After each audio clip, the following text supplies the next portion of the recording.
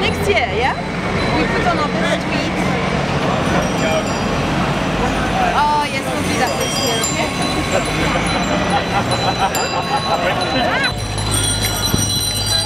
And I now hand over to Mustafa, our Vice Chair. Thank you. Good afternoon, everyone. As Anne just mentioned, we've been here before. 2 years ago, 10,000 of us came on this very route, assembling at this very point. Please wave if you were here 2 years ago. So why are we here again? Well, 2 years ago, we succeeded in persuading not only the Mayor, but all of his main opponents in the 2012 election to commit to make London streets as safe and as inviting for cycling as in the Netherlands.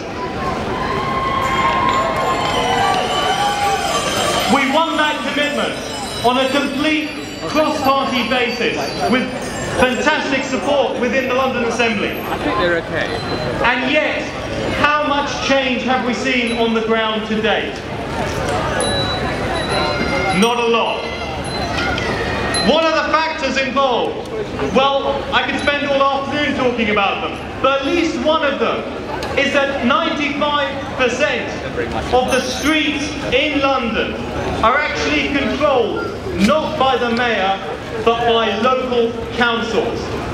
And if we're going to make local cycling viable for ordinary Londoners, for kids like this chap here when he grows up, then it is the role of councils and the attitude of local ward councillors that is crucial. For years now, our campaigners have come up against brick walls with local councillors objecting to the removal of the odd car parking space or the allocation of some protected space on the road. And that's why this campaign is so important, because in each and every one of London's 626 council wards, we've come up with one tangible ask, and we're asking all of those candidates standing in those wards to commit to that ask. If you haven't already done so, please go to the spaceforcycling.org website and send a message to your council candidates. You can do it from your mobile smartphones. Do it right now if you haven't done it, and if you have done it, at least get 2 friends or neighbours to do the same. So far, 35% of all candidates across London have signed up to Space for Cycling. We've got a week now before the election. Let's get it up to over 50%.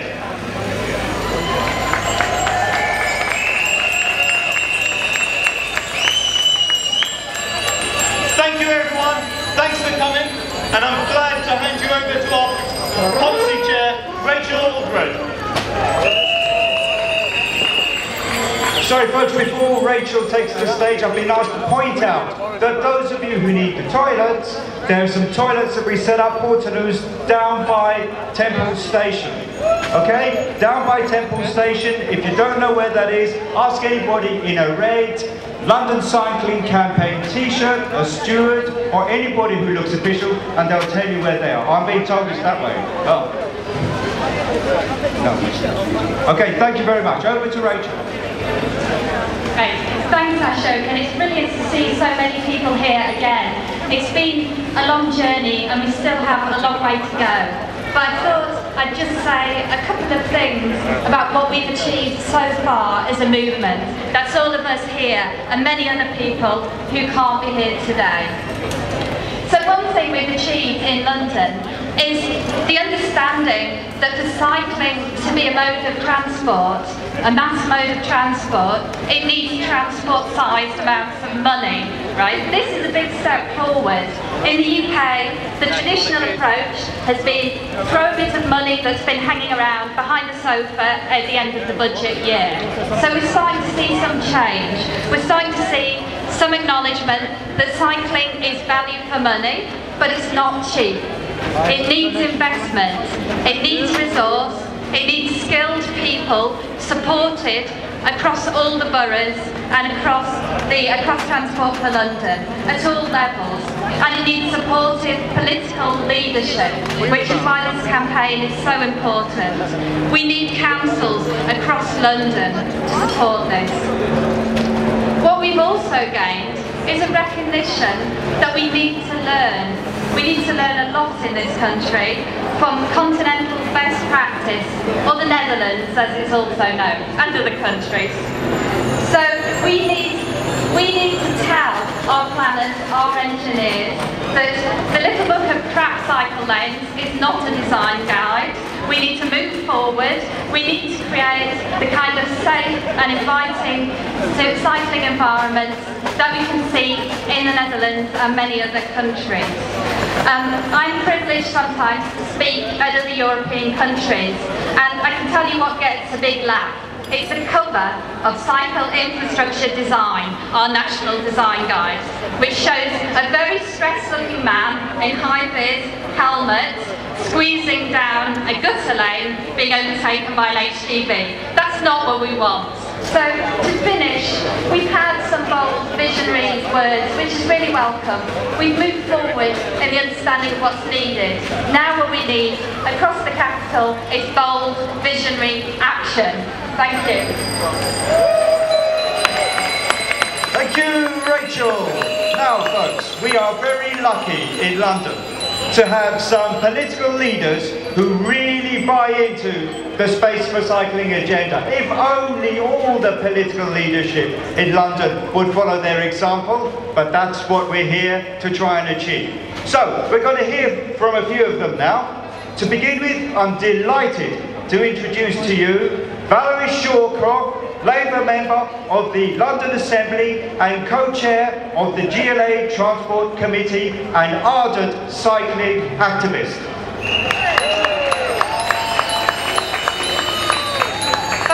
Thank you, Ashok. And can I just start by saying congratulations once again to the London Cycling Campaign for a fantastic event today. Do you know, but also for bringing some real clear vision, some coherence, some coordination, and very clear and deliverable demands into the political arena. I'm a member of our London Labour Party executive, and I just want to say to you that we are 100% committed to the Space for Cycling campaign. We get it now, we absolutely get it. This city must go through a dramatic transformation to make it a city safe for pedestrians, for cyclists, a city that is good for public transport, because for the sake of our health in the future, for the sake of our environment now and in the future, it's an absolute no-brainer. We must do this. We'll be working for the reallocation of road space from car traffic to sustainable uses, principal amongst them cycling. And we will be working together with all of our parties, all the other parties, to make sure this is a one London agenda. Let's make London a cycling safe city. Thank you.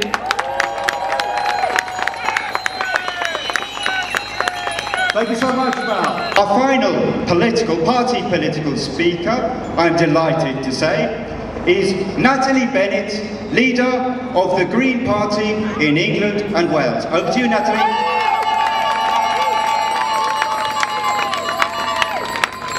Well, thank you, Ashok. And wasn't that just a wonderful ride?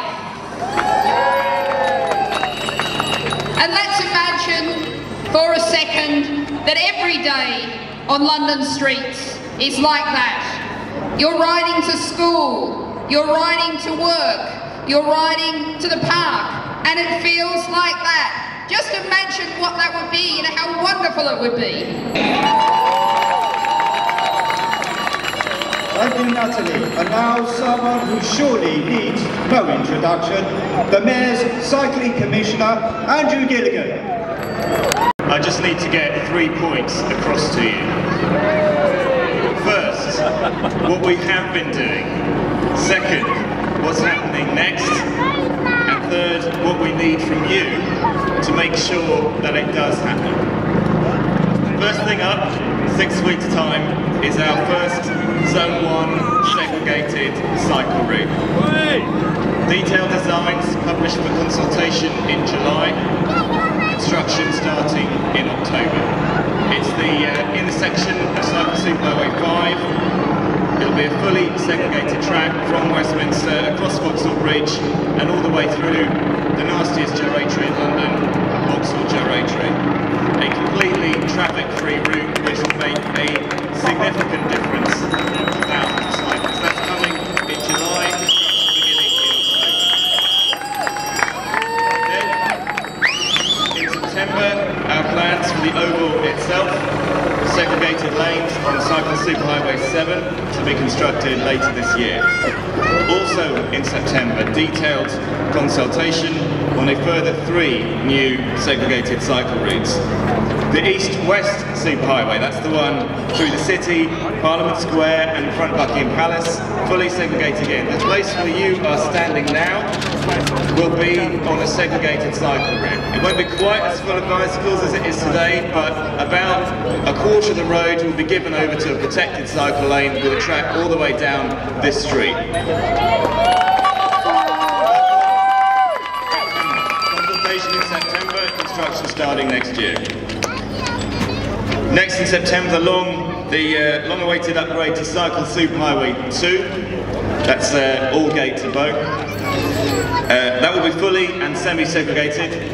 Fully segregated for about 65% of the way, with curb segregation, wand segregation for the rest, new cycle-safe junctions, fully protected to deconflict cyclists and turning traffic. That's September, consultation in September. And finally, the final one of the 3 in September is the North-South Superhighway, which will run along here, across Blackfriars Bridge. With this is going to be the main junction point. Junction's going to be remodelled. It's going to go from Elephant and Castle to King's Cross. Also fully segregated, with a bit of low traffic streets at the northern end where it's, the streets are too narrow to get segregated cycleway in. All those in September, construction beginning next year. Then in October, Cycle Superhighway 1 from the city to Tottenham, the remodelling of the Apex Junction in Shoreditch, and the remodelling of the Old Street roundabout, which is going to be ripped out and replaced with a fully segregated scheme whose designs I approve. Next month too, we are starting to build our first 2 quiet ways. Quiet Way 2 from Waterloo to Greenwich, where I happen to live. Quiet Way 38 from Bloomsbury via Islington, where the mayor lives, to Hackney. We're preparing another 6, which we will announce over the summer. But every one of those schemes I just described has had to be fought for, and that's my point 1, as it were. I'm doing it second. What we have been doing. Every single one of those schemes had to be fought for. Negotiated over months with the boroughs, who own 95% of the roads, with local businesses, with residents, with the people who run the buses, who are going to take significant impacts on some of the schemes, with TfL traffic management, with the police, with other stakeholders, including Parliament, the Royal Parks, and indeed the Royal Family, because it's going right past Buckingham Palace. Now, I understand the impatience at this grinding process, but that is the price of living in a democracy. It's the price of making changes to what are highly contested spaces. This closure itself, we've had God knows how many emails about this closure. It's going to cause traffic jams all the way over, and this is like 2 hours on a Saturday afternoon. And you know, so that's the kind of thing we've been fighting on a much larger scale. I have to say also, consultation, engagement, that kind of thing takes a while, but actually it is usually, in practice, quicker than trying to bulldoze through change, which risks causing backlash and delay. Now, there are people here I know who say that because they can't see the cycling programme happening, it can't be happening at all. But it is happening, and that's what we've been doing. There are no magic wands. There are no shortcuts in any of this. But it's not over. Don't think for a second that it's over. We've taken the time to bring potential opponents on board. But some of these plans and others will still, I predict, cause a lot of opposition. We are taking away road space. We are taking away parking. We are taking away some bus lanes. And that is where we need you. The next 6 months are going to be a test of strength. We will see whether the forces for cycling are stronger than the forces against cycling. We are already seeing significant opposition building up some of our schemes. In Enfield, for instance, actually a candidate standing in the council elections in Palmer's Green next week specifically against our Mini Holland scheme, which is going to give £30 million to Enfield. But that's the kind of thing you've got to fight. You've got to get in there. You've got to fight the fights where they need to be fought. Not always City Hall. I mean, you can slag us off if you want. I don't mind.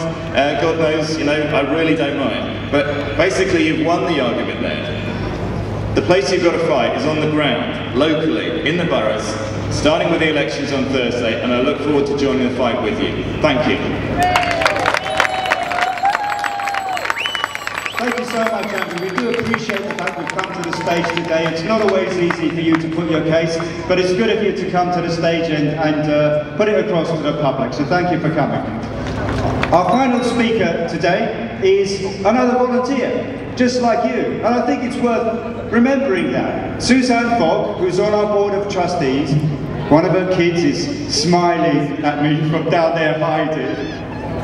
They're just ordinary people like you, our trustees and our volunteers, but they give up whatever time they've got outside of their work commitments, their daily lives, to build this space for cycling campaign. So remember that when you're listening to Suzanne. Over to you.